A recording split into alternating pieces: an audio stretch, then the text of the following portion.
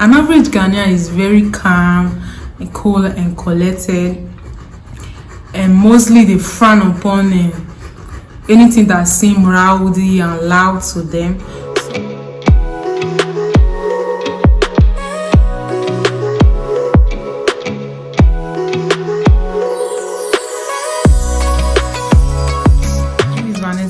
Welcome back to my channel. Today we're not going to waste any much time. We're just going to go straight to what we have to talk about today. So today we'll be talking about some of the things that she experienced day to day that I think they are quite different, like a bit shocking. We'll be talking about some of the cultural chokes in Ghana here. Chokes. My accent is coming out very strong. We'll be talking about some of the cultural shocks in Ghana I've experienced as a Nigerian or as a foreigner living in Ghana. Yeah. But before we get into all of that, if you are new here and this is your first time you are seeing my face, thank you for clicking on this video and for watching this video. Before you go, don't forget to subscribe and like. This is a new channel, so it will mean a lot to me if you subscribe and you support me. If you are also subscriber returning, welcome back. Thank you. I'm back with another of our Ghana experiences and our cultural shocks. I think I'm going to name this video a little bit different from things that shocked me in Ghana, but basically it's me talking about some of the things that shocked me in Ghana. But because people have been seeing the topic flying over everywhere, things that shocked me in Ghana, I think most people that are tired of hearing about it already. And the people that have an issue with people talking about Ghana, like, why? Well, it's not like we're saying bad things. And even if someone says negative things, if someone is always talking about the positive side of a place without ever mentioning the negative side, that's been biased, because there is no place that have just positive. But it's good to shed the light on the positive mostly. And if you talk about the negative, sometimes it's a learning process. I believe every day is a learning process. So I don't know why most of you, if I'm saying most of it, that's for some of you feel offended by it. But if you feel offended, I'm talking about your country, I'm sorry. It's our country now though. I live here, so it's our country. I'm going to talk about it. I've had several of this video up already. I know, guys, I have other stuff on my channel also. You can go. The only reason you think I only talk about Ghana here is because if you not click on my channel, click on it and subscribe. There are other fun videos and educating video here too. The first time I came to Ghana, I was living for a while. There was a day I went to this estate. Before I lived there, because I later lived there, but the first time I went to this estate, my estate, I was just passing by this very fine house. I was admiring, then I saw a banner boldly written in front of it, Nigerian's not allowed. I'm laughing at this now because I find it funny now that I've been here for a while. But then when I saw it, I was like, who would just do something like that? Even if you don't allow Nigerians in your house, right? For reasons best known to you. Like really taking up a banner, placing it boldly in front of your house, Nigerians not allowed. Why am I still laughing about this? It wasn't funny to me then. I had to ask my sister-in-law, who's Ghanaian, like, why is a banner boldly written outside for everyone to see that Nigerians not allowed? But with time I find out that I've seen several of them, so now it don't bother me. For reasons best known to them, so I won't be able to I'm not going to fault a landlord for choosing who and who to rent to. But another thing that was a bit shocking to me in Ghana was the fact that the anklet has a bad reputation in Ghana. Wearing an anklet. Let me say here that this is mostly the case with the older generation of the Ghanaians, not the younger ones. I think the older generation, they have something against anklet. I don't know why, but they feel so strongly about anklet. Anklet is something that you probably do not even want to consider wearing in Ghana. I used to wear anklet a lot before relocating to Ghana, but since I've been in Ghana, going to 2 years now, I won an anklet. I've not worn an anklet. I think my friends in Nigeria, if they see me now with that anklet, they'll be like, you? Like in Nigeria, wearing an anklet is quite normal to us. Like there are even some cultures in Nigeria that have anklet as part of their traditional wears. But here in Ghana, I think if you're wearing an anklet, you're automatically a wayward child. And coupled with the fact that I'm in Nigeria, to wear an anklet, it's not like I just said I'm going to stop wearing an anklet overnight. But I think with time, because of the negative attention I was using because of the anklet, I had to stop wearing it because I'm a firm believer when you go to a place and you see the way they do things, you adapt to it. You don't have to come here and be proving, hey, I'm not one of that. Normally, I'm not even confrontational, so that's just the kind of person I am. I had to stop wearing an anklet. But like I said, it's mostly with the older generation of the Ghanaians, yeah. Another surprising thing that surprised me about Ghana is that a Ghanaian will not eat around you, close to you, no matter where you are, and not invite you to eat. That's shit. Like we do it in Nigeria, but it's mostly with people you know. Like we make food for visitors, yeah, we do all of that. When someone you know is also you're eating, you invite them to come and eat. You might mostly do it with like someone you are not that close to, but meeting total strangers, right, and saying come and eat is quite.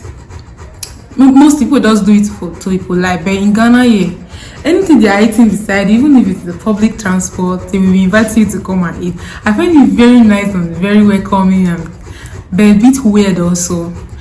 It's only weird only because I'm from Nigeria, but over time now I've come to realize that thing is very normal with Ghanaian. A Ghanaian will not eat around you and not invite you. In fact, when they are inviting you, they are not just inviting you because they want to invite you, they actually expect you to eat the food.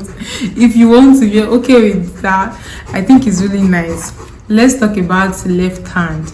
Before we get into all of this, I would like to say that contrary to popular belief, in Nigeria, giving something to an elder with a left hand is highly frowned upon. That's a sign of disrespect. You do not do it. I don't know where some people come from, but where I'm from in Nigeria, that's not something we do. You do not do that. If peradventure your right hand is occupied and is clearly seen that it's occupied, you cannot excuse it. You have to say, sorry for using left, sorry for But mostly when you are left-handed, right, and you are giving something out because you are left-handed is pardoned. Yes, it's not frowned upon because mostly you are left. But in Ghana, anything that has to do with the left hand is like forbidden. The forbidden level is another level. It's like in Ghana, you do not give anything out with left hand. You're always if you have to do it.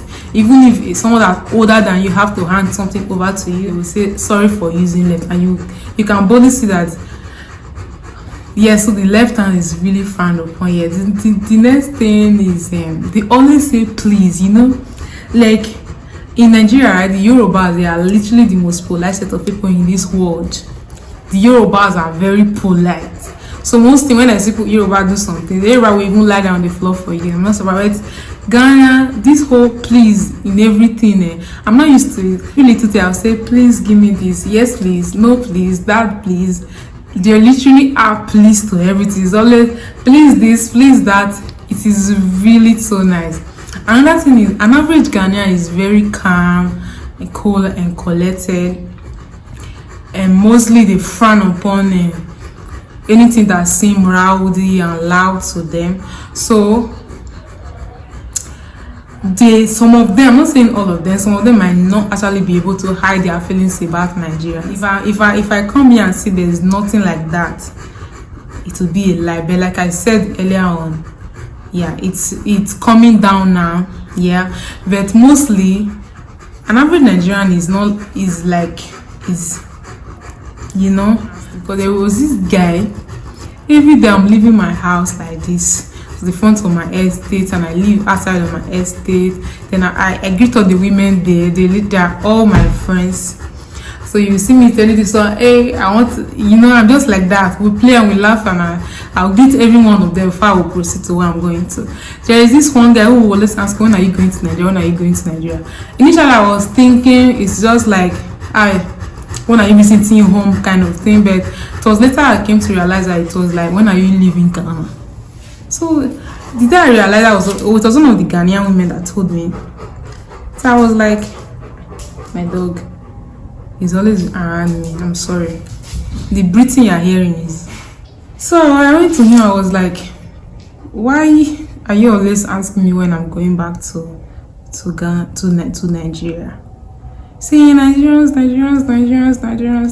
I was like, what do you have against Nigeria? Like, I genuinely wanted to hear about the negative experiences he has had with Nigerians, because it's not a strange thing when people have negative experience with Nigerians or with anybody. So I genuinely wanted to hear the negative experience he has had with a Nigerian that made him so like, and are you leaving to Nigeria? When are you going back to Nigeria?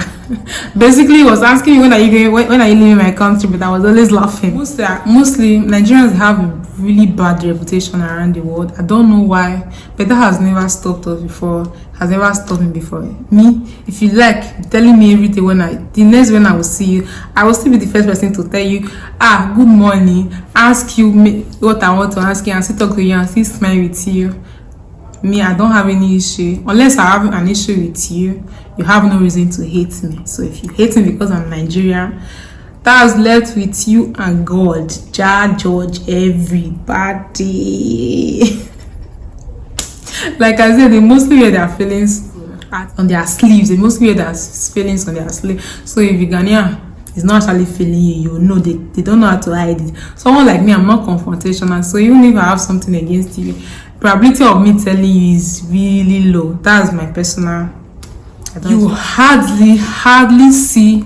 I don't think I've actually seen anyone. You hardly see public fighting in Ghana. Like when people bring their issues outside to trash out on the streets, I'm not going to say you hardly see it because I've not seen it. I don't know if it's happened, but so far I've been here for 3 years now. I've been living here for 3 years now. About 3 years. I think it's been 3 years by May. I moved here May. But I've actually never seen two people fighting out in the open in the street. You know, I'm not going to compare with anywhere. I'm just saying, you see that fighting in the street is not something I've seen a lot here. I've not even seen it at all here, which is so nice. I think people trash their issues within themselves. Yeah, I've heard people exchanging words, but it's mostly nothing too violent. It has never resolved to a fight where I am. So no public fighting is not something I've seen here. Another thing is that the first time I went to a burial ceremony in Ghana, that was the first day I realized that they have professional mourners in Ghana. I don't know if that's a normal thing or if that was a one-time thing. I was so shocked because I was there and people were crying. And where I'm from, when people are mourning like that, you go and console them, the people that are mourning. So this particular women, they were mourning and mourning and mourning and mourning. So I was thinking they are like the closest family member to the deceased, because in Nigeria the closest family member are mostly the people mostly distraught. I wanted to go and the person I met, I was not like, someone should comfort them. He was like, no, they are paid to do that. I was like, what? Are you shitting me? He said, no, that's their job. That when mourners don't feel like, when they feel like they are not mourning the way that's up to the capacity, or they are unable to mourn to the capacity they are supposed to mourn, that they rent professional mourners. See, I went on and I was still laughing. I was like, professional mourners, like your job is to cry. And you pay me money. Push come and pay me, let me cry there. Yeah, so that was another shocking experience. Let's end it there so the video will not be much. As always, we are here to the end of this video. Thank you so much for watching. Before you go, don't forget to subscribe, like, comment, share all of the good stuff, and don't forget to check my channel out for more content about Ghana, my Ghana experiences, my Nigerian experiences, some other stuff I do also. I talk about books, I talk about side hustle. You might want to check all those videos out too. So before you go, don't forget to check all of them out. And I'll see you in the next one. Bye guys. It's late, I have to cut it here. This is like my 4th video for the day, so my makeup is now almost running, and this light, so it's dark as I'm using the ring light and it's so shining on my face, so I have to stop it here. Till the next time guys, bye.